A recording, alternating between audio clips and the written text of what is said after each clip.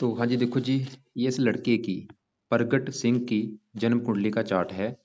इसकी कुंडली बनी है मीन लग्न की और इसकी जो राशि बनी है वो है कुंभ राशि। अगर इसकी मैं कुंडली की बात करूं कि कुंडली कैसी है, तो भाई इसके ग्रह देखो जी अच्छे भी हैं और कुछ ग्रह इसके खराब भी हैं। अब देखो जी, इसके जो ग्रह अच्छे हैं वो कौन से हैं। सबसे अच्छा है इसका गुरु ग्रह, जो कि बिल्कुल 100 में से 100% अच्छे फल देगा। मंगल अच्छा है, बिल्कुल 100 में से 100% अच्छे फल। शुक्र देखो जी, ये भी तकरीबन अच्छा है।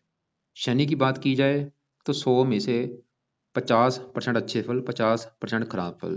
चंद्रमा थोड़े से ज़्यादा खराब फल देगा। और बाकी इसका सबसे बड़े लेवल पे जो ग्रह खराब लगा है मुझे, एक तो ये लगा है राहु, जो कि बिल्कुल टोटली खराब फल देगा। सूर्य उससे भी ज़्यादा खराब है और बुध भी खराब है। तीन ग्रह इसके लगे हैं बड़े लेवल पे खराब। अब देखो जी, जो ग्रह अच्छे हैं वो क्यों अच्छे हैं भाई, क्या अच्छे फल देंगे, और जो ग्रह खराब है वो क्यों खराब है, क्या खराब फल देंगे, और इनको कैसे सही करना है, पूरा विस्तार से बताऊंगा। लेकिन ये सब कुछ बताने से पहले आपको मैं थोड़ी सी बेसिक जानकारी पहले बताऊंगा, ताकि जो आपको मैं भविष्यवाणी बताने वाला हूँ वो आपको अच्छी तरह से समझ आ जाए। बेसिक जानकारी ये है, जैसे आपने अगर मेरे से कुंडली पहले बनाई होगी, आपको मैंने बताया होगा कि कुंडली में टोटल 12 ग्रह होते हैं। वो एक बार आपको मैं फिर रिपीट कर देता हूँ। ये है इस लड़के का पहला घर, ये दूसरा घर, ये तीसरा घर, ये चौथा, पांचवा घर, छठा, सातवां, ये है इसका आठवां घर, ये आगे वाला है नौवां घर, ये 10वां घर, 11वां, और ये लास्ट वाला 12वां घर। ये जो मैंने 12 घर लिखे हैं, 12 घरों से कुछ ना कुछ देखा जाएगा। जैसे कि पहले घर से देखा जाएगा इस लड़के का शरीर कैसा होगा, सेहत कैसी होगी, स्वभाव कैसा होगा, रंग रूप कैसा होगा, इसकी पर्सनैलिटी कैसी होगी, पहले घर से देखेंगे। दूसरा घर इस लड़के के धन जोड़ने का है, कि लड़का कितना धन जोड़ पाएगा। तीसरा घर इसके छोटे भाई बहन कैसे होंगे। चौथा घर है इसकी माता, मकान, वाहन का। पांचवा घर इसके बच्चों का है। छठा घर शत्रु रोग कर्जे का है। सातवां घर है इसकी पत्नी का घर। आठवें घर से इसकी उम्र कितनी है वो देखेंगे। नौवें घर से इसका भाग्य देखा जाएगा। 10वां घर है इसके नौकरी कारोबार का घर, पिता का भी घर होता है ये 10वां। 11वां घर है इसके बड़े भाई बहन, इच्छा पूर्ति, लाभ, और 12वें घर से इसके खर्चे देखे जाएंगे। अब देखो जी, आपको मैंने दो चीजें बताई हैं, एक तो 12 घर जो बोले हैं वो याद कर लो, और 12 घरों से क्या क्या देखा जाएगा वो याद कर लो। अब आप ये देखो कि आपने इस लड़के के बारे में जानना क्या है, इसका सवाल क्या है। आप वो घर देखो, जैसे कि आपने मुझे बोला था इसके आपने विवाह के बारे में जानना है।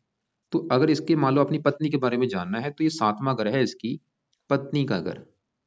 जैसे मैंने आपको भी बोला था कि 7वां घर किसका है, पत्नी का। और 7वें घर में देखो जी क्या लिखा है, 6। 6 होती है कन्या राशि, मालक बना बुध। तो इसकी पत्नी के लिए हमें 7वें घर के मालक बुध को देखना पड़ेगा। ऐसे ही इसका 10वां घर है काम काज का घर। तो अगर आपने इसके काम काज के बारे में जानना है, 10वां घर देखना पड़ेगा। और 10वें घर में लिखा है 9। 9 है धनु राशि, धनु राशि का जो मालक है वो है गुरु। तो इसके काम काज के लिए हमें गुरु को देखना पड़ेगा। तो मेरा देखो जी कहने का मतलब ये है कि आपने जो भी कुछ देखना है, आप वो घर देखो, और उस घर का जो मालिक बना है वो मालिक आपने देखना है, कि मालिक कौन बना है, कहाँ बैठा है। अब देखो जी, मोटा मोटा आपको बेसिक जानकारी समझ आ चुकी है। अब बात करते हैं भविष्यवाणी की। भविष्यवाणी में देखो जी, मैंने आपको अभी जैसे बोला कि इसके जो ग्रह खराब हैं वो है राहु, सूर्य, बुध। सबसे पहले मैं राहु की बात करता हूँ कि राहु मुझे क्यों लगा है, और वैसे भी इसका राहु ज्यादा खराब है। अब सवाल राहु की, सबसे पहले राहु से बात करते हैं। तो राहु देखो जी खराब होने के हैं दो तीन कारण, मतलब समझ लो राहु खराब है वो तीन कारणों से खराब है। सबसे पहला बड़ा कारण राहु खराब होने का, कि इसकी कुंडली में बना है काल सर्प दोष। यहाँ पे देखो राहु है और ये केतु है, और ये हिस्सा आपको देखो पूरा इधर वाला खाली दिख रहा है। मतलब राहु और केतु के सभी ग्रह उस साइड में बैठे हैं, और ये हिस्सा पूरा खाली है। देखो तीसरा, चौथा, पांचवा, छठा ग्रह, इन ग्रहों में आपको कोई ग्रह नहीं दिख रहा। मतलब सभी ग्रह जो है वो उस साइड में बैठे हैं। इसे कहते हैं काल सर्प दोष, जो कि इस लड़के की कुंडली में बना है। अब देखो जी, जो काल सर्प दोष है इस लड़के को क्या नुकसान देगा। जब भी ये किसी की कुंडली में बनता है, उस बंदे को लाइफ में बहुत सारी दिक्कतें आती हैं, परेशानी आती हैं, रुकावटें आती हैं, स्ट्रगल आता है, आगे बढ़ने में दिक्कतें आती हैं, जो कि इस लड़के के साथ भी होंगी।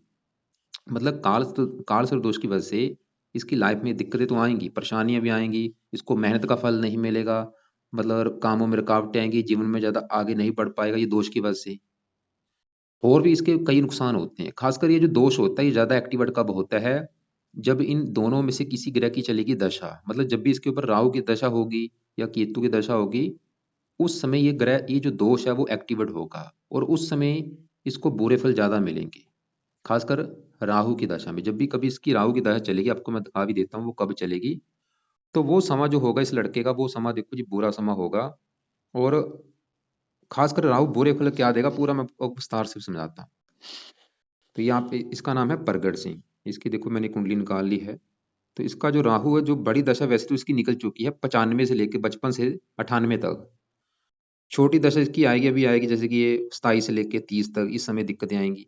मतलब वैसे तो ये जो असर है राहु केतु का, कालसर्प दोष का, इसका जो असर है वो हमेशा इसके ऊपर रहेगा लाइफ टाइम। अभी भी असर है इसके ऊपर, मतलब अभी भी कालसर्प दोष इसको नुकसान दे रहा है।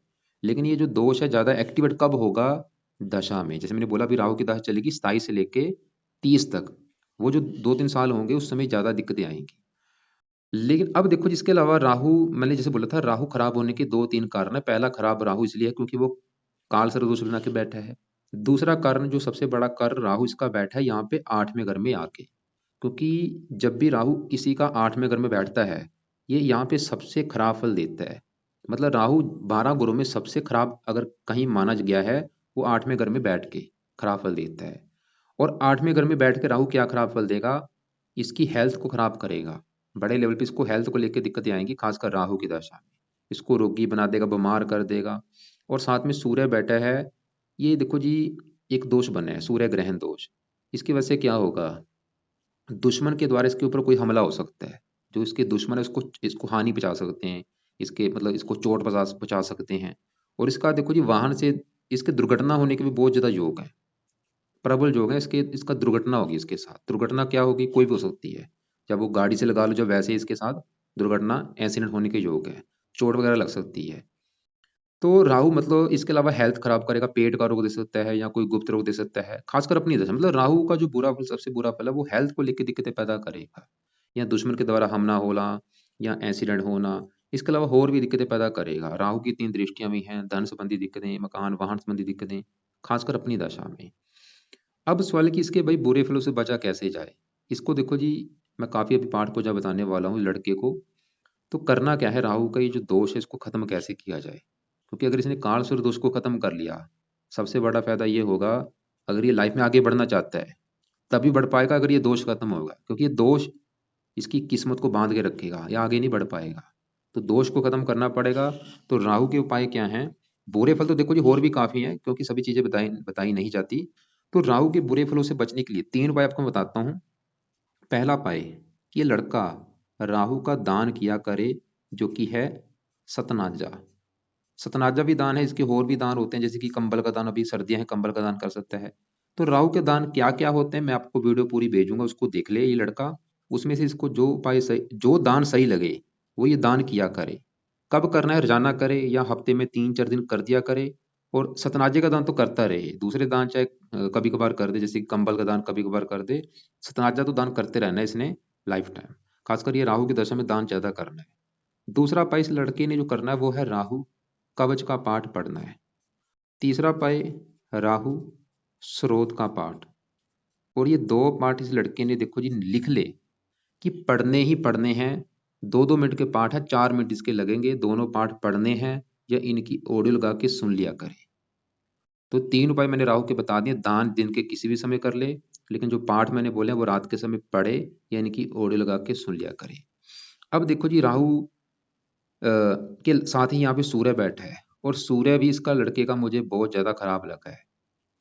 और जैसे मैंने बोला कि ग्रह ज्यादा एक्टिवेट कब होते हैं, दशा में। और अभी इसकी सूर्य की दशा आने वाली देखो। अभी इसके देखो जो ऊपर जो चल रही है बड़ी दशा, क्योंकि दशा मेन होती है 2 प्रकार की। बड़ी दशा चली हुई है शनि की, जो कि 14 से चली हुई है, 33 में खत्म होगी। बड़ा असर इसके जीवन के ऊपर शनि का है 80%। 20% इसके ऊपर असर है शुक्र का, जिसकी चल रही है अंतरदशा, जो कि 12वां महीना 20 से चली है। और ये तीसरा महीना अभी 24 में खत्म होने वाली है। मतलब इसके जीवन के ऊपर अभी जो असर चल रहा है इन 2 ग्रहों का है, शनि का और शुक्र का। शनि का क्योंकि चल रही है महादशा, उसका बड़ा असर है। शुक्र की चल रही है अंतरदशा, जिसका 20% असर है।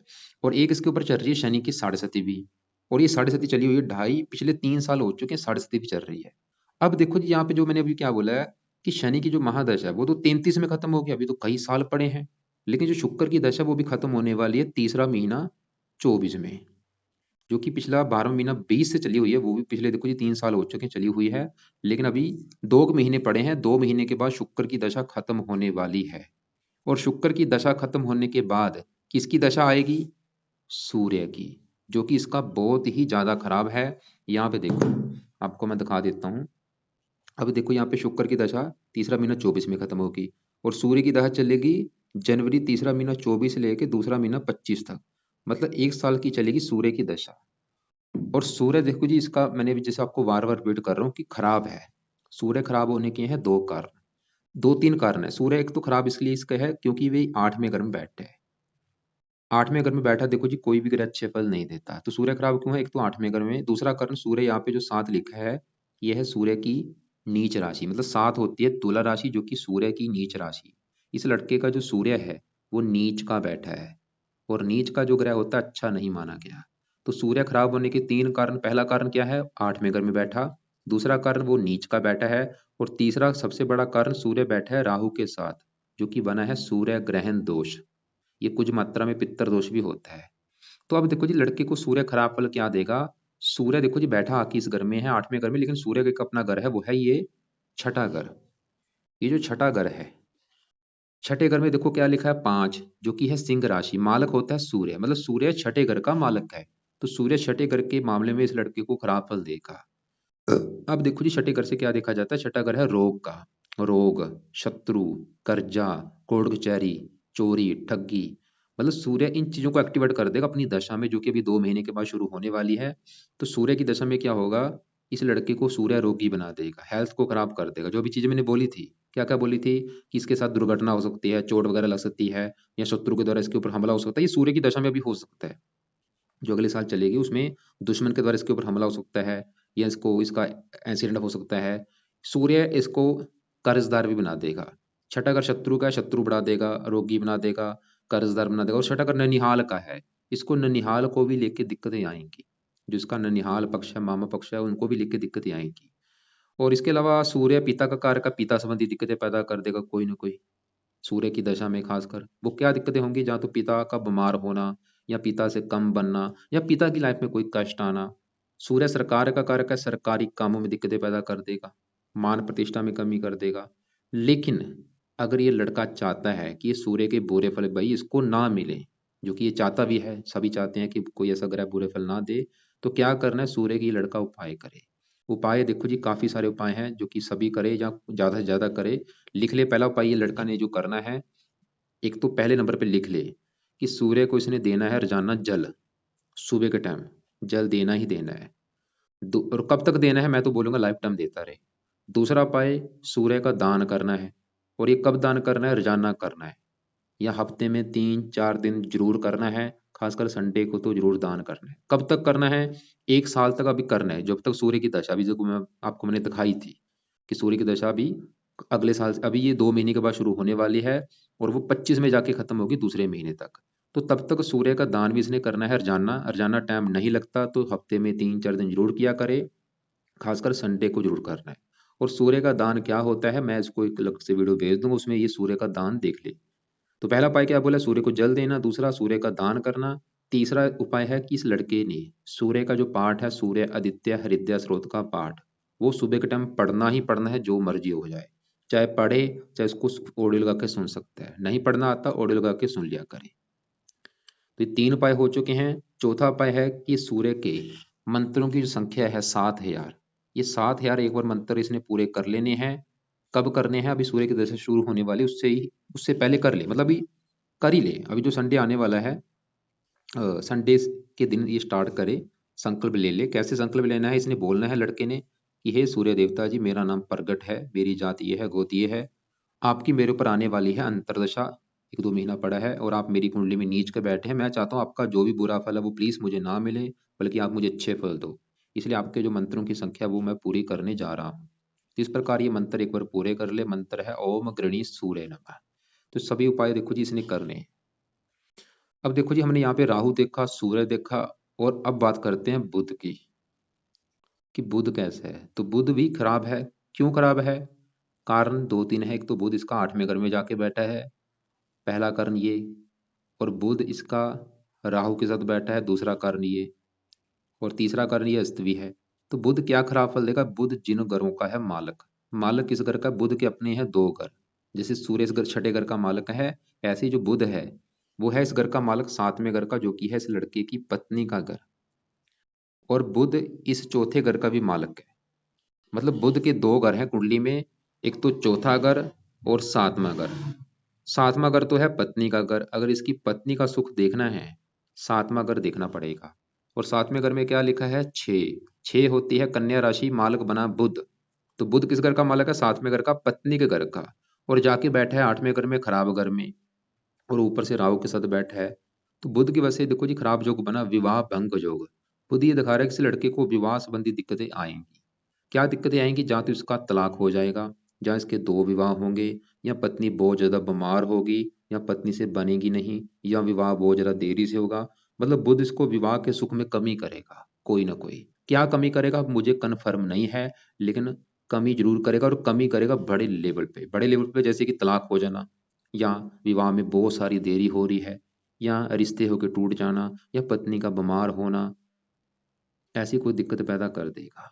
और बुध इस घर का भी मालक है, चौथे घर का, जो कि चौथे घर में देखो क्या लिखा है? 3, जो कि मिथुन राशि, मालक कौन बना? बुध। और चौथा घर किसका है? इसकी माता, मकान, वाहन का। तो बुध इसको माता, मकान, वाहन संबंधी भी दिक्कतें पैदा कर देगा। इसको मतलब बुध की वजह से माता संबंधी भी दिक्कतें आएंगी कोई ना कोई। अब देखो जी माता संबंधी दिक्कतें का मतलब ये है, जहाँ तो को माता का बीमार होना, या माता से कम बनना, या माता का सुख ना मिलना। चौथा घर मकान का है, मकान संबंधी दिक्कतें, वाहन संबंधी दिक्कतें। और बुध 8वां घर विदेश का है, चौथा घर है जन्मभूमि का, 8वें घर में ये विदेश लेके भी जाएगा। अगर विदेश जाता है वहां पे सुख मिलेगा। जन्मभूमि पर अगर रहता है, जैसे इसका अगर जन्म हुआ है पटियाला में, तो पटियाला में रहेगा, वहां पे मकान वन का सुख ज्यादा नहीं मिल पाएगा। अगर उसको छोड़ के कहीं दूसरी जगह जाता है, चाहे वो कोई दूसरी कंट्री है, चाहे इसका जो अपना ही देश है, वहां पे फायदा होगा। तो अब देखो जी बुध के जो बुरे फल है ये लड़का लिख ले। क्या क्या मैंने बुरे फल बोले हैं? कि बुध की वजह से इसको आ रही है पत्नी संबंधी दिक्कतें आएंगी, और माता, मकान, वाहन संबंधी दिक्कतें आएंगी। और ये भी लिख ले कि अगर इस लड़के ने बुध को सही कर लिया, क्या फायदे होंगे? नीचे आंसर लिखो। सबसे बड़ा फायदा बुध की वजह से इसको पत्नी संबंधी दिक्कतें नहीं आएंगी, अगर ये बुध को सही करता है। दूसरा फायदा, इसको माता संबंधी दिक्कतें नहीं आएंगी, मकान, वाहन संबंधी दिक्कतें नहीं आएंगी।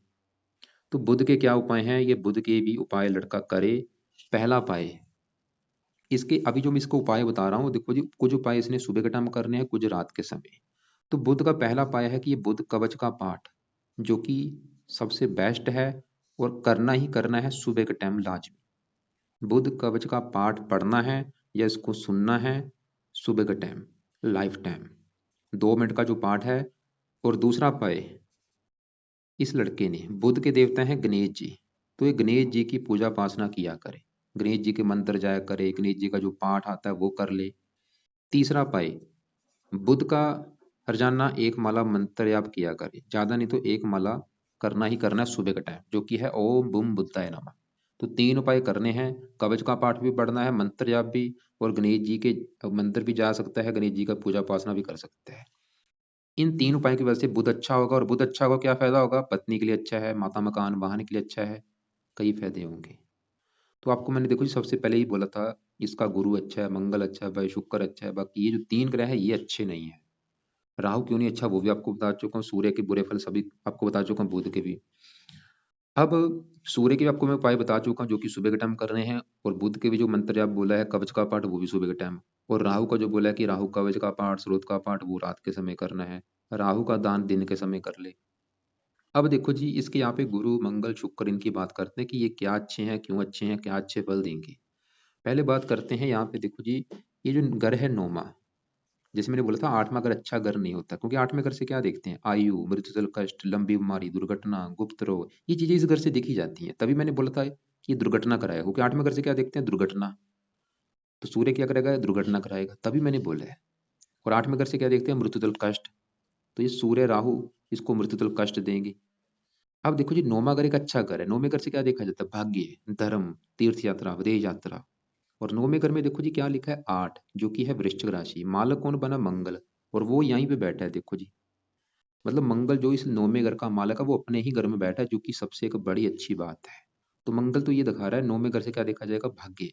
मंगल तो ये दिखा रहा है कि लड़का भाग्यशाली होगा भाई, इसको भाग्यवंशी लाइफ में सभी सुख मिलेंगे, धार्मिक होगा, परोपकारी होगा, देश विदेश की यात्राएं करेगा। और मंगल इस दूसरे घर का भी मालक है, जहाँ पे ये एक लिखा है, मेष राशि। मेष राशि का मालक कौन है, मंगल। और दूसरा घर है धन का, भाग्यवंशी धन मिलेगा। अब देखो जी, साथ में जो गुरु बैठा है वो भी बड़े लेवल पे अच्छा है। गुरु मंगल दोनों आपस में मित्र हैं। गुरु इसलिए अच्छा है क्योंकि वो मंगल के घर में आके बैठा है, जो कि इसका मित्र है। और वैसे भी गुरु ये 9वें घर में अच्छे फल देता है। अब गुरु क्या अच्छे फल देगा, गुरु जिन घरों का है मालक। तो गुरु इस कुंडली में दो घरों का है मालक, एक तो इस पहले घर का और 10वें घर का। पहले घर में क्या लिखा है, 12, जो कि है मीन राशि, मालक बना गुरु। और पहले घर से क्या देखा जाएगा, इस लड़के का शरीर, सेहत, स्वभाव, रंग रूप, पर्सनैलिटी। इसके लिए पहले घर के मालक गुरु को देखा जाएगा, जो कि बैठा है 9वें घर में आके, 5वीं दृष्टि पड़ेगी पहले घर के ऊपर, जो कि गुरु का अपना घर है। तो गुरु का अच्छा फल ये है कि गुरु ये दिखा रहा है इस लड़के की पर्सनैलिटी अच्छी होगी, बुद्धिमान होगा, धार्मिक होगा, परोपकारी होगा, विद्वान होगा, भाग्यशाली होगा, देश विदेश की यात्रा करवाए करेगा ये लड़का। और गुरु 10वें घर का मालक है, जहाँ पे ये 9 लिखा है, धनु राशि, मालक गुरु। 10वां घर काम काज का सुख अच्छा। और गुरु की 9वीं दृष्टि पड़ेगी 5वें घर के ऊपर, उच्च राशि, संतान के लिए अच्छा, पढ़ा लिखा बना देगा। तो गुरु भी अच्छा है, मंगल भी अच्छा है। कोशिश करें इन दोनों के रत्न धारण भी ये कर सकता है। अगर इसका भी बजट है अभी कर ले, चाहे बाद में कर ले, तो रत्न इनके धारण जरूर कर लेगा। क्या क्या रत्न है, पहले गुरु की बात की जाए तो गुरु का रत्न है पुखराज। पुखराज इसने राइट हैंड की इस पहली उंगली में धारण करना है। और ये रत्न या तो धारण होगा सोने में या पित्तल में। और ये धारण होगा गुरुवार के दिन, शुक्ल पक्ष का जो पहला गुरुवार होगा उस दिन इसे धारण करना है, सुबह के टाइम, सुबह 7:15 या 8:15 या 9:15 बजे। धारण करने से पहले कच्चे दूध में या गंगा जल में धो लेना है, धारण कर लेना है। पीले कपड़े ज्यादा पहना करें। अब मंगल का रत्न जो है मूंगा, वो भी धारण करना है, जो कि मूंगा इसने करना है इस उंगली में, रिंग फिंगर में। गुरु का इसमें और मंगल का मूंगा इसमें। और जो मंगल का मूंगा है वो धारण करना है मंगलवार को, शुक्ल पक्ष के पहले मंगलवार को। और वो धारण करना है या तो पित्तल में या तांबे में या सोने में। और वो भी शुक्ल पक्ष के पहले मंगलवार को धारण होगा। और धारण करने से पहले कच्चे दूध में या गंगा जल में धो लेना है, धारण कर लेना है।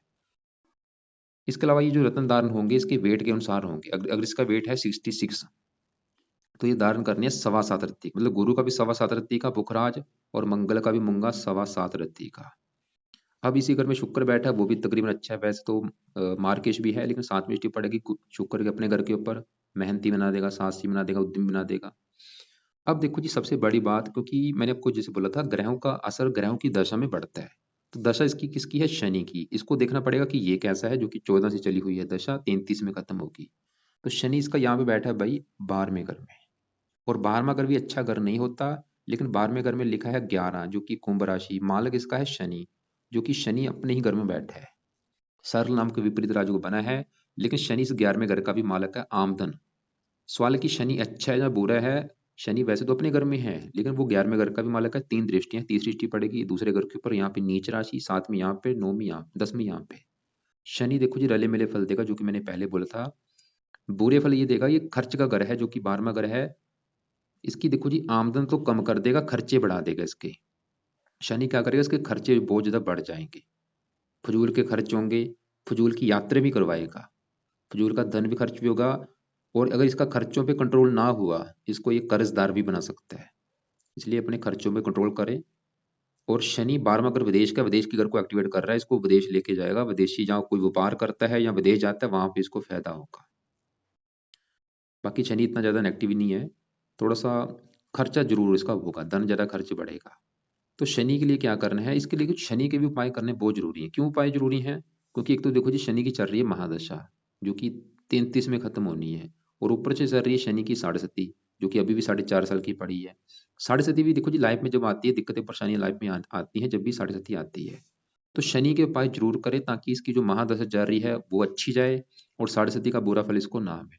तो शनि के उपाय क्या है, एक तो पहला उपाय कि हर शनिवार को शनि मंदिर माथा टेक के जरूर आए, और वहां पे प्रार्थना करके आनी है कि मैं आपके मंदिर इसलिए आया हूँ, ताकि आपकी जो महादशा चल रही है वो मेरी अच्छी जाए, और 4.5 का मुझे बुरा फल ना मिले।